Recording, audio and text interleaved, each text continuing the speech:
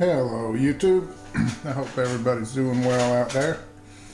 This is just going to be a quick video to show you some things that are coming up, and also I told my friend Rob that I would do a little video on the Altoids tins this morning. So you got knives, pocket saws, Altoids tins, magnifying glasses, and a whole bunch of other fun stuff. So let's take a look. I think we'll run through the knives quickly and just show you what I'll be coming up. I have one update, and that is on this knife, which I made for my wife. It's VG10 core and then the Damascus outside. Copper pins and green. I believe this is micarta. Could be G10, but I'm pretty sure it's micarta handles. It was some really old, actually it was scraps that I had. It wasn't big enough to use on anything else. She really loves this, and this works extremely well. I'm going to buy some more of these blades. I got them from one of the knife supply places at the blade show. I want to say it was Texas Knife Maker Supply, but don't hold me to that. I really can't remember. I'll look online, find out, and I'll let you guys know when I order another one. Along that line, we have these, which are some of Kylie Harris's paring knives. I got two of those, one with a wood handle, one with the micarta, and I got one basically for myself and one for my wife. She chose the micarta handle one, and I'm starting to do the blade. It will be mirror polish. It's AEBL, and for a kitchen tool, and of course being for us, I think it'll absolutely be worth it. I'm going to finish the handle. Really like it. She really likes it. There's a little groove on each side, little indent here. Really like that. That's a neat idea for a paring knife. Definitely one that that I would hope to see on future kitchen knives of all sizes that he makes. And so just got these in. As you can see, this one's not even close to being done. I'm sanding on the blade, still redoing the handle, and it's going to take a while, but we will be doing some kitchen cutting chores with that. And they come with a nice little sheath, which makes them safe to ship. No way they're going to cut anything in the Kydex. And for taking on picnics, this is the other one, and this is in the Paduke wood. And I kind of thought Mary would choose this one, but she didn't. She liked the micarta, so I think she knows what it'll look like after I get done with it. After watching a lot of videos, especially my friend Waco and others, I ordered one of the Pocket Boy saws by Silky. I got the medium tooth, and I have a fine tooth blade on order. I think the medium is the best compromise for all around cutting. And definitely after getting this, I'd seen them on TV, or excuse me, YouTube, and I know that everybody recommends these, Dave Canterbury and others, but I'd never actually seen one, and after getting it, I'd see why. There's this and everything else. This sheath, it's made with a loop where you can put it on your belt. I don't know that I would do that, but there's enough room in there to stick a spare blade. So basically I'll take this and put it in my pack with the fine blade for wood cutting. I got a broadleaf from Kylie. This is going to Cliff after I do some tests with it and some other things. And first impressions, this is a big chunk of steel, but I think that it's going to work well. At Cliff's request, I'm going to put a Scandi hollow convex grind on it with a blood groove and a pot hook somewhere out here. Oh, and we're also going to weld on a brain spike for those awkward zombie encounters. So I'll show you that once it's all done. And we're going to do some extensive testing with this. This is so pretty that I really was undecided, but it's just too nice, and it's too intriguing too. It's something that I haven't messed with. But I got this from Brother Tim, Sugar Creek Forge, and it's made out of W2. The blade is just incredible. He did a clay temper on it, and I'm hoping that I can get this in focus.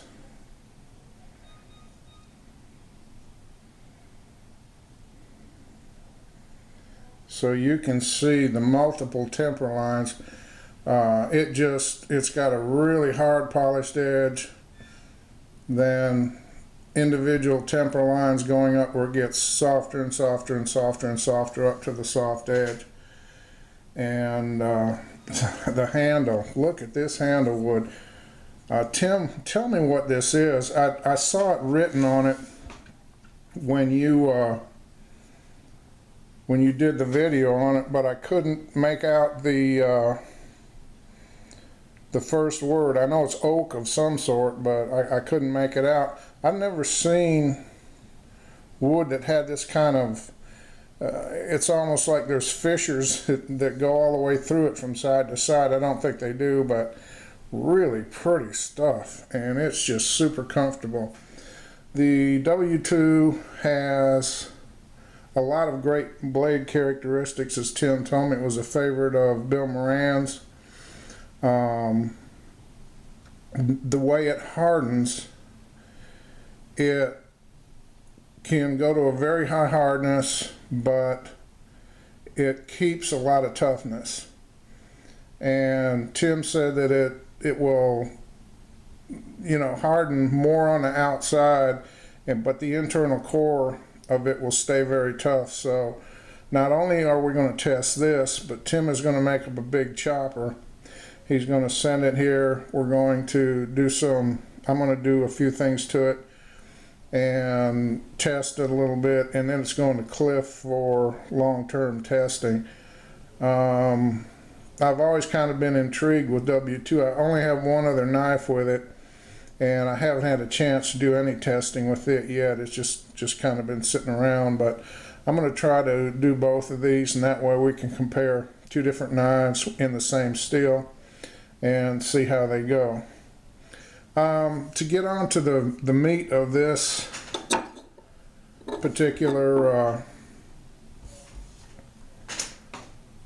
video, I had watched one of Rob's, RDP, out in Australia. I hope I got those initials right. I may have them wrong, but I think you know what I mean. Makes some wonderful knives, does a lot of stuff. And they are currently having a group get together with a bunch of his buddies out there in a wood type, park setting. And he had brought out a bunch of Altoid tins and brought the full-size ones like this with Altoids in them, and was distributing, kind of giving them out to everyone. And he also brought the mini Altoid tin, and I heard one of the guys remark, well, as small as they are, that would still be great to put something like char cloth or something like that in. And I thought, you just don't know the half of it, because I, for quite a few years now, have carried this mini Altoids tin. The big ones are just too big. I know everyone says you can fill them up and slip them in your pocket, but nobody's going to do that unless you wear cargo pants all the time. This thing is small enough, it's always in my front pocket. What does that mean? That means if, God forbid, some crisis does hit and I'm out somewhere and I need some basic essentials, I know they're in my right front pocket. And so let's go through this. We have a piece of inner tube, which is good fire starter on the outside, and of course that keeps it sticking down in the bottom of my pocket so it doesn't fall out.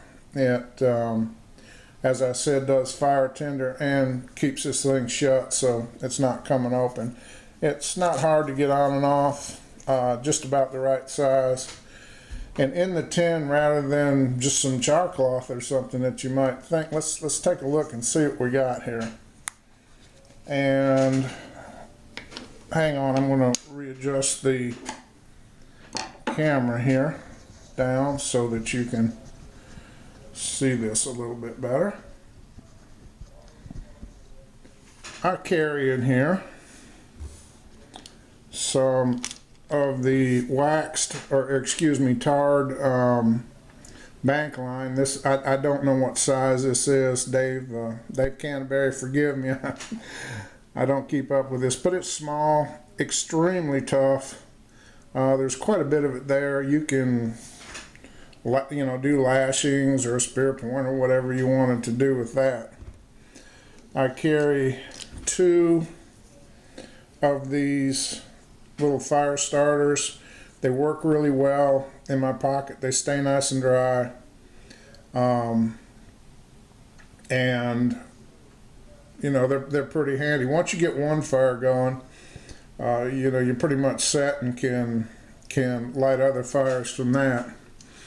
I also carry the Streamlight Nano. What a handy little thing this is. Just awesome. And enough light, believe me, when you're out and it's really dark and there's no light anywhere else, you would be amazed how much light this puts out. And if you got nothing else and you got that in your pocket, I know a lot of people carry them on your keychains, and more power to you. It's just really a handy tool, and it's quality. We also carry, I'm trying to save the best till last, I took a fire steel rod and I cut it down to fit. When you do that, by the way, do it slowly with your hacksaw, because obviously what are you doing when you're cutting on this? You have metal on the fire steel, so you don't throw sparks everywhere. But if you cut slowly, it'll do well, and you have a really nice sized chunk of fire steel rod there. And it certainly will start a lot of fires. And then last but not least, oops, excuse me, we have an actual honest to God serviceable knife. Is it big? Is it going to chop down trees? Is it going to do all? No, it's not going to do any of that stuff. But you have an extremely usable pair of scissors, probably the best scissors anyone puts on any knife. You have the toothpick and tweezers. Toothpick, I don't use all that much. It's not sharp enough to really work as a toothpick, but you can use it to clean out things with. And the tweezers are very good tweezers for splinters or anything like that. Then here we have a razor sharp, excellent blade. If you need to cut stuff, this will cut more than you think. You could certainly make a fire stick with it. I know that you can. You can cut your bank line, you can cut twine, you can make a pair of chopsticks, you can, if you want to take time, whittle a tent peg. You can do a whole lot of stuff with this little knife and this little blade. Of course, you have screwdriver tip, fingernail file, or you can probably, in a pinch for a short time, you could file metal with that. I'm sure it would ruin it, but if you have to, you have to. You know, it's a Victorinox. Quality-wise, what more do you need to say? And the fact that you have all of that in this little tin. Another thing that I put in there, and I'm currently out of one. I can actually in here fit a button compass, and I kind of wrapped this string around it, and I made up another one of these for my son, and I gave him my last button compass, but I usually have a bigger compass on me anyway. The other thing that I carry in conjunction with this is this right here.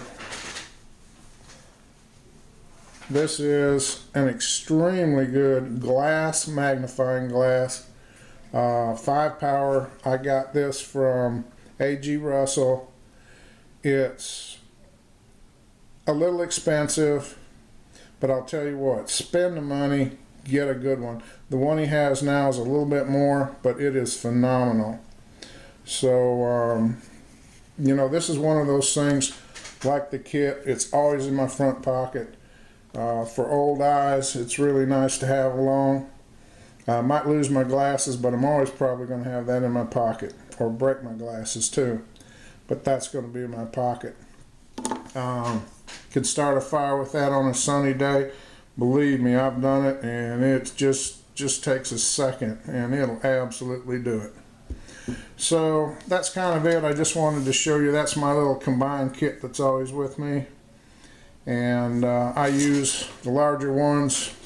They're still handy. I just keep them in my pack, and they carry a lot bigger knives and everything else.